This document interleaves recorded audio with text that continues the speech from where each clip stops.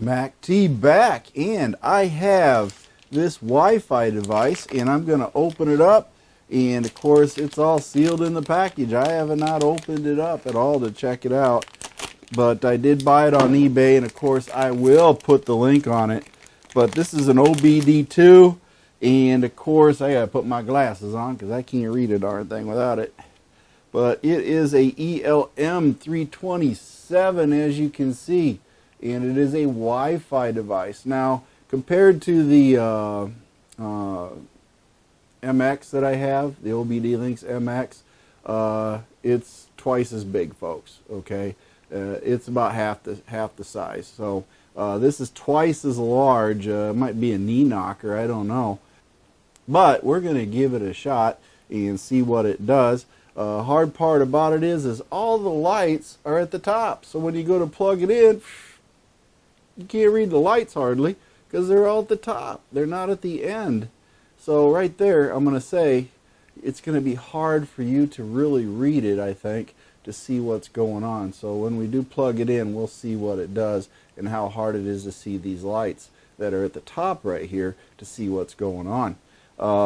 That's the first thing I'm going to say that I'm not really liking about it. But, you know, it was less than 20 bucks, I think it was. It was really cheap.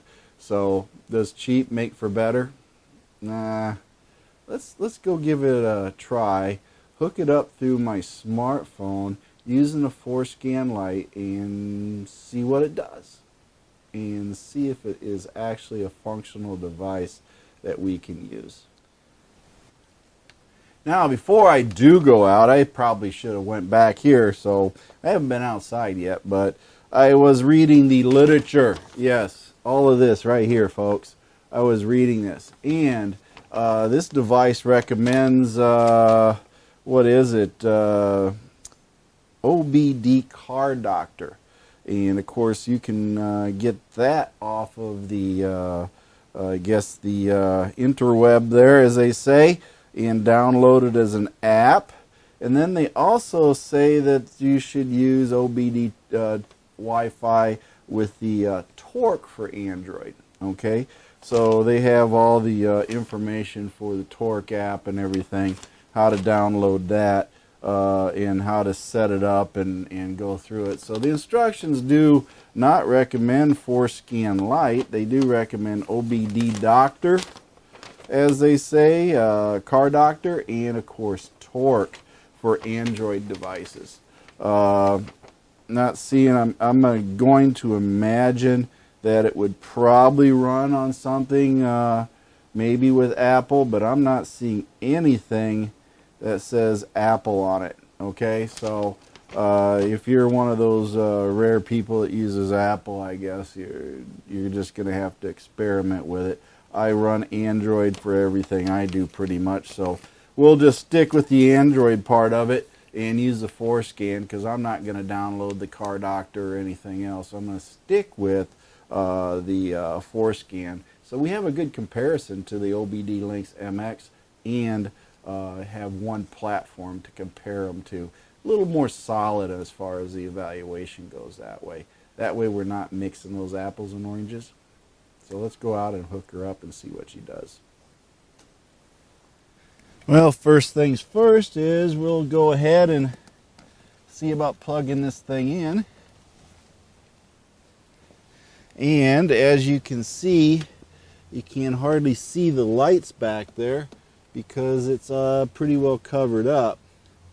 So we'll go ahead and get the car started and see what we got. Okay, now one thing I have determined, we go into our Wi-Fi, and of course we have to go up into our screens here, into our Wi-Fi. Then you hit the Wi-Fi, okay?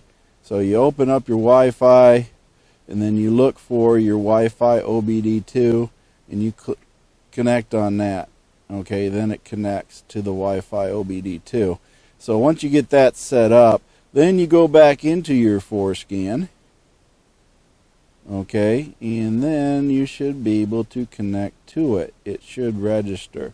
Not entirely sure, but it looks like it is connecting.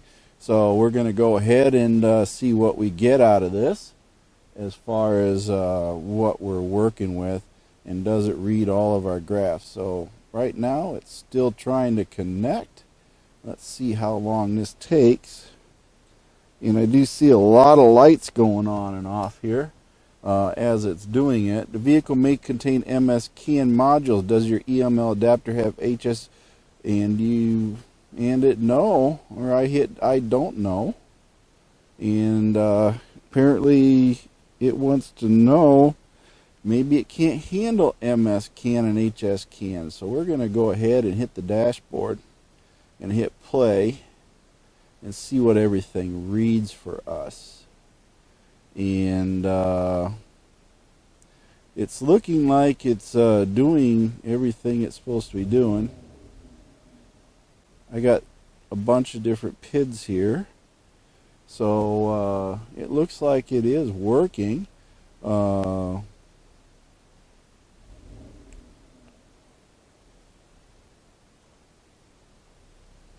going to say that it looks like it is adjusting, but based on my experience with Bluetooth, I'm going to say that this Wi-Fi is not registering quite as fast as the Bluetooth does. With my Spark Advance and everything else, it would change a lot more. And as you can see, there's a delay to it. So that being said, I do see a lot of lights. Let me show you the lights that are going.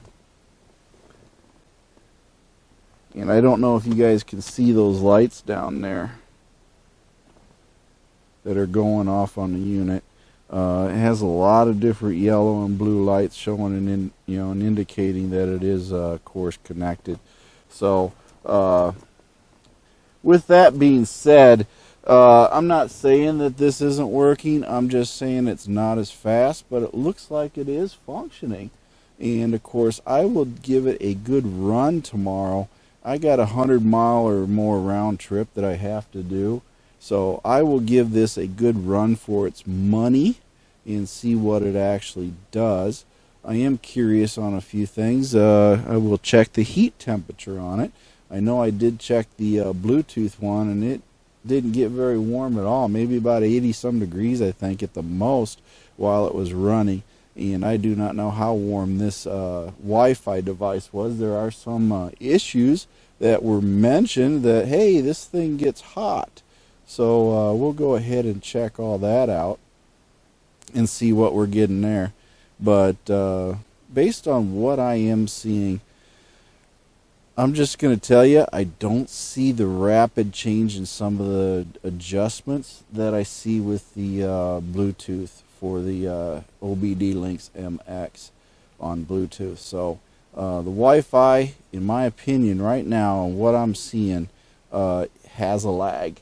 Okay, granted, I got a lot of PIDs going on here, but the Bluetooth was handling them a lot better in my own opinion.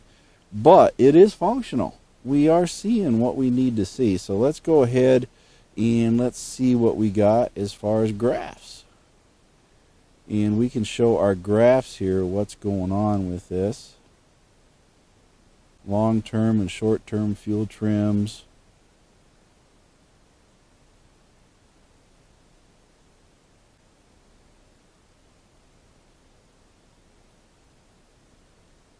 And yes, there is a lag on this. As you can see, there is a bit of a lag on it in the graphs. So if you watch the graph here real quick, as you see, I'm going to record this off of the phone too, but you can definitely see that there's a lag. I just revved it up and now it's starting to register what's going on. Fuel trim wise, the EQ rat 14:1, 14.7:1 fuel trim ratings are running slow. So yeah, there's a lag in this,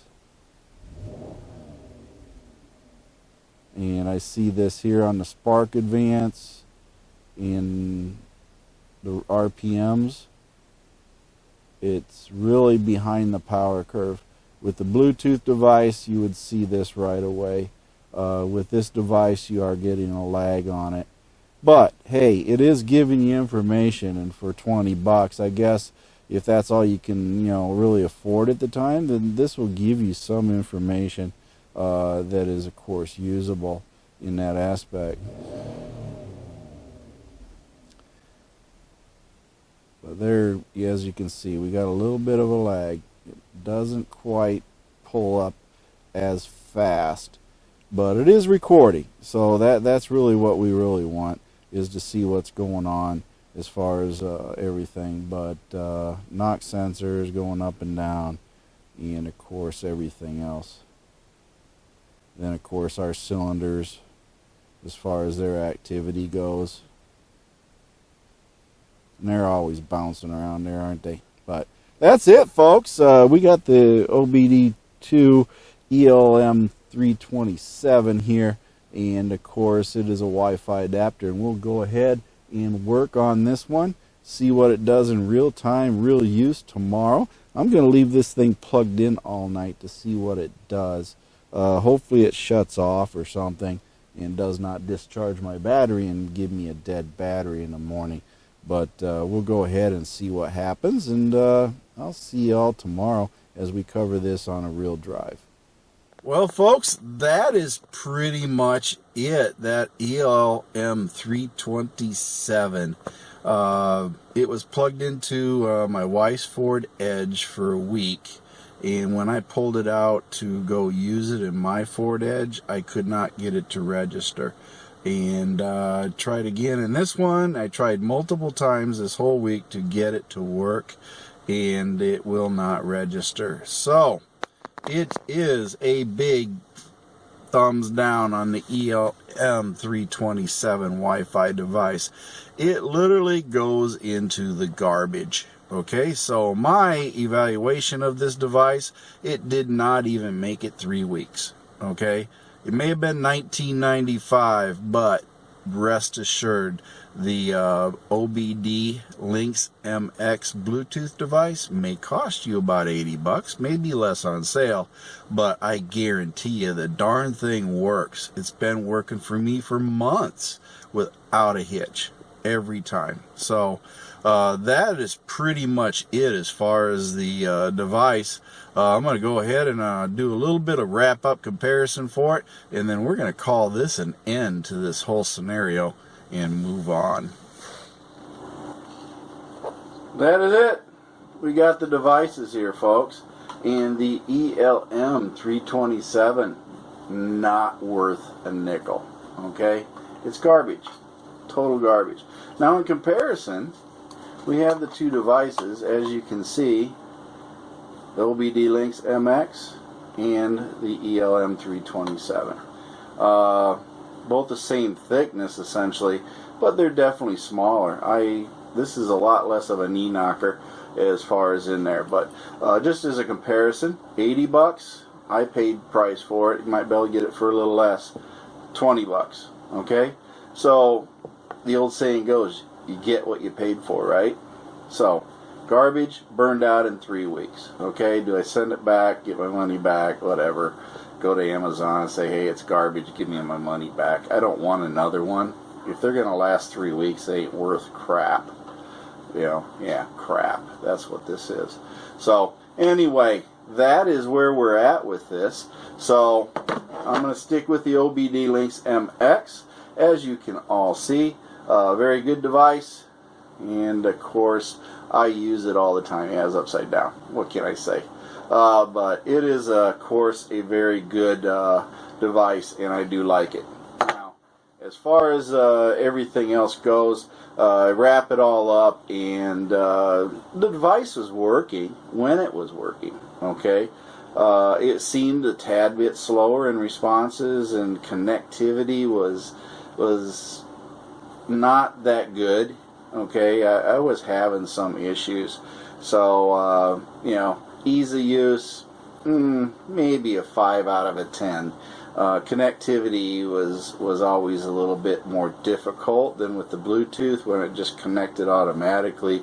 Search for it and boom, it was there. You know, so if you like frustration and of course disappointment, get the ELM327. But otherwise, spend the money on the OBD Lynx MX. So my recommendation: thumbs down on the ELM327. Avoid buying it, and that way you don't become disappointed. Okay, so this is MACTFORDEDGE. Remember, of course, join up on our Facebook page, and of course, learn everything you can on your Ford Edge. Yes, learn everything you can. And then of course join up here on this channel, and of course see all the videos. Remember, ring the bell, hit the bell and register. That way you can get notified of new videos as they come out. And last but not least, we got my feet on the floor today, and I'm perfectly happy with that. And I want you to be happy every time your feet hit the floor. And with that being said, Mercy Girl may have a couple little things to say and a little bit of bonus footage and some music that is beautiful. And we'll have another video out soon. Will MACTFORDEDGE, myself, buy another Ford? Got to log into the Facebook page to see that one. What do I get? Ciao. Thank you for watching MacT's videos, and remember to like and subscribe. This is a Mercy Go production.